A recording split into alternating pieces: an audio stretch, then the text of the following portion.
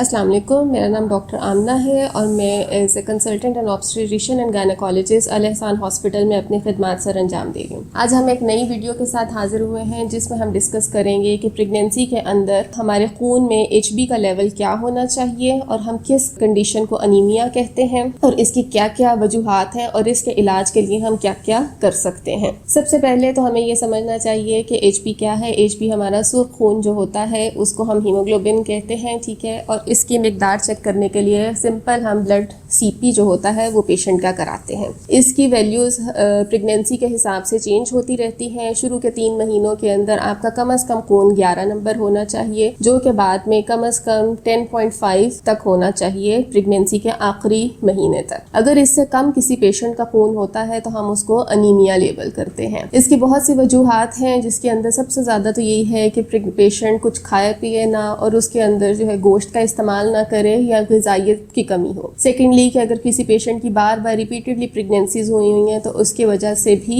उसका HB drop कर सकता है। या थर्डली किसी पेशेंट के अंदर पहले से ही कोई बीमारी चल रही है जिसकी वजह से उसका HB ड्रॉप हो सकता है।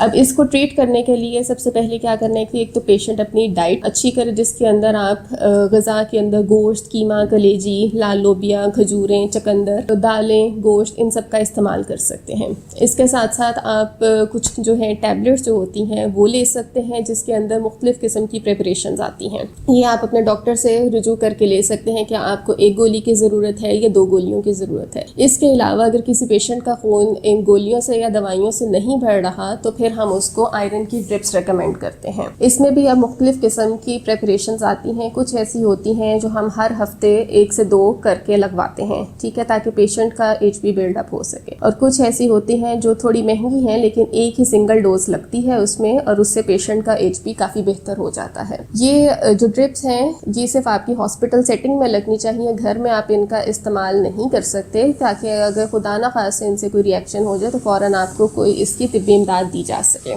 बाकी पेशेंट का HB जो है प्रेगनेंसी के शुरू में, उसके अलावा फिर हम 6-7वें महीने में और पेशेंट के एंड में करवाते हैं, ताकि अगर कोई उसको ज़रूरत है तो हम इसको बिल्डअप किया जा सके और इसको ट्रीट किया जा सके। इसके अलावा अगर आपकी कोई क्वेरी है तो आप हॉस्पिटल आके इन दिए हुए नंबर्स पे रुजू करके पूछ सकते हैं। शुक्रिया।